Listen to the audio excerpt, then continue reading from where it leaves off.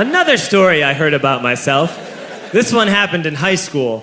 We had this teacher in high school whose kid went to our high school. His name was Mr. McNamara, and his son Jake McNamara went to our high school. He was a sophomore when I was a senior, so he was 2 years behind me. And Mr. McNamara was an asshole. And one weekend, he and his wife decided to leave town, which you should never do if you're an asshole.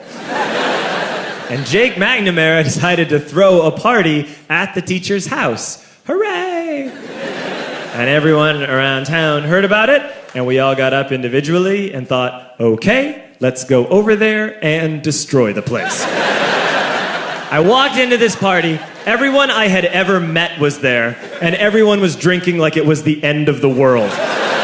People were drinking like it was the Civil War and a doctor was coming to saw our legs off. It was totally unsupervised. We were like dogs without horses. We were running wild. I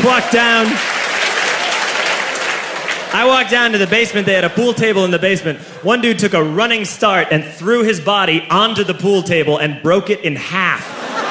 Another kid found out which room was Mr. McNamara's and went upstairs and took a shit on his computer. So the party was going great. I'm standing in the basement and I'm holding a red cup. You've seen movies. And I'm standing there and I'm holding a red cup and I'm starting to black out. And I guess someone said like, something, something, police. And in a brilliant moment of word association, I yelled, fuck the police! Fuck the police! And everyone else joined in.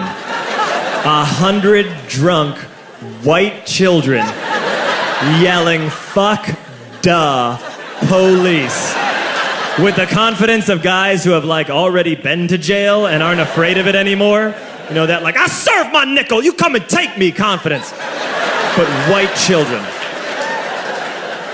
The reason someone had said something, something police was because the police were there. So a Chicago police officer walked down the stairs and got to the bottom in the basement and looked out over a sea of drunk toddlers yelling, fuck the police, in his face. And he was almost impressed. He was like, wow. And then he leaned into his walkie-talkie and went, get the paddy wagon. And my friend John, who is now a father, this man now has a baby, he grabbed a 40, smashed it on the ground and yelled, scatter! And everyone ran in a different direction. We all ran in different directions. It was like that scene in Ratatouille when the humans come in the kitchen and all the rats go in different ways. We all ran in different directions. I ran into the laundry room and I jumped up on the washing machine and I crawled out through a window into the backyard, and now I'm running through the backyard and there was this big chain link fence and I thought, I've never climbed a fence that high before. And then I woke up at home.